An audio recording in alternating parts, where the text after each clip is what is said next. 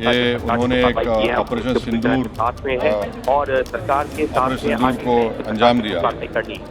मैंने अपनी बात में ये कहा कि एक इंटरनेशनल कैंपेन हमको चलाना चाहिए टीआरएफ के ख़िलाफ़, और ख़ास तौर से सिक्योरिटी काउंसिल इसको डिजिग्नेट करे, और हमको यूनाइटेड स्टेट्स ऑफ अमेरिका को ये बताना है कि वो अपने ही मुल्क में इसको फॉरेन टेररिस्ट ऑर्गेनाइजेशन डिजिग्नेट करे।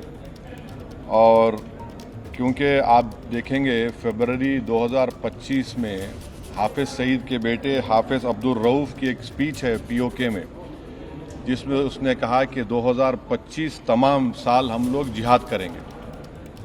तो ये जिहाद का नाम लेकर, ये भारत में गलत नाम लेकर कत्ल करना चाहते हैं, आतंक फैलाना चाहते हैं।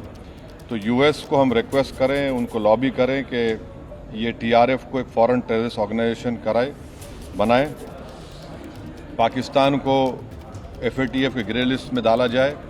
यूनाइटेड किंगडम से हमने ट्रेड डील किया है, अब क्या क्या बहुत सी चीज़ें कम हो जाएंगी, टैरिफ कम होगा। तो हम यूके गवर्नमेंट से कहें कि वो भी टीआरएफ को बैन करें, और यूके ट्रेजरी पाकिस्तान को सैंक्शन करे। यूनाइटेड स्टेट्स से हम ट्रेड डील करने जा रहे हैं, और यूएस प्रेसिडेंट ने कहा कि ज़ीरो टैरिफ होगा एग्रीकल्चर पर। तो ये मोर द रीज़न है कि हम यूएस भी इसको कबूल करें। अब कश्मीर में गवर्नमेंट के पास एक बहुत सुनहरा मौका है, तारीख़ी मौका है कि वो यकीनन पाकिस्तान को कन्फ्रंट करें, मगर कश्मीरियों को अडॉप्ट करें। आप कश्मीरियों को ख़रीब करें, और ख़ास तौर से मैंने कहा कि जो पूंछ में जो लोगों की मौत हुई, सिविलियन लोगों की, और उरी में जो लोग ज़ख्मी हुए, जिनके घर को नुकसान पहुंचा, गवर्नमेंट उनको टेररिस्ट विक्टिम का ऐलान करे, क्योंकि पाकिस्तान शेलिंग में उनकी मौत हुई है, और सिक्योरिटी रिलेटेड एक्सपेंडिचर के तहत मरने वालों को एक्सग्रेशिया दे, और सरकार उनका घर बना के दे।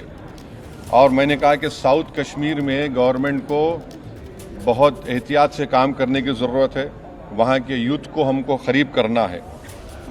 और जो ऑपरेशन सिंदूर हुआ, उसका मेरी नज़र में सबसे बड़ा इम्पोर्टेंस ये है कि मुरीद के और भावलपुर पर अटैक होना, ये नॉन टेररिस्ट ऑर्गेनाइजेशन के हेडक्वार्टर्स हैं। ये बहुत अहम बात है जिसको हमको समझने की ज़रूरत है।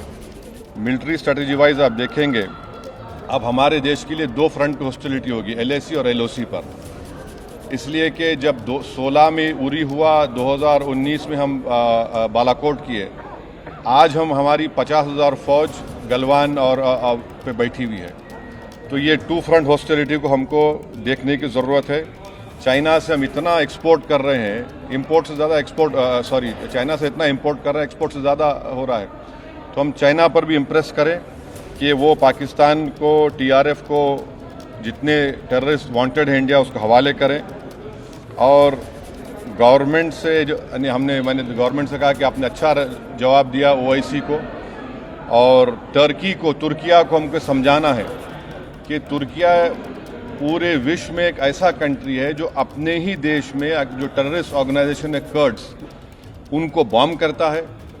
इराक में जब तक उनसे डील नहीं हुई वहाँ बॉम्ब करता था, अब सीरिया में भी बॉम्ब करता है वो। तो तुर्किया को समझाने की ज़रूरत है कि जब आप कर्ड्स के ऊपर जो टेररिस्ट ऑर्गेनाइजेशन है उनको आप एक्शन ले सकते, तो भारत पे क्यों वो सवाल उठा रहे हैं। और हमने कहा कि ये आज पाकिस्तान इसको और एस्केलेट ना करे। इस सिलसिले में आज ईरानियन फॉरेन मिनिस्टर दिल्ली में है, सऊदी फॉरेन मिनिस्टर भी दिल्ली में है। और जो देश में मैंने कहा कि जो एक यूफोरिया है, इसको सरकार को देश को और मुत्तहिद करने के लिए और देश को ताकतवर बनाने के लिए इस्तेमाल करना पड़ेगा। और जो लोग, मैंने जिक्र किया हिमांशी, उस बच्ची का जिसने अपने पति को खोया 6 दिन की शादी के बाद, कि किस तरह सोशल मीडिया पर उसके ऊपर रिकेक हमले किए गए। और आखिर मैंने कहा कि न्यूयॉर्क टाइम्स, रॉयटर्स और CNN ने एक कहा कि भटिंडा में एक रफ़ाइल गिरा है। वो सही है गलत है हम नहीं जानते, मगर हमने एक गवर्नमेंट से कहा कम से कम इंडियन एयरफोर्स को आप कहिए कि उसको डिनाई करे, ताकि हमारे आर्म फोर्सेस का मोराल और उनके रेपुटेशन में कोई कमी ना आए।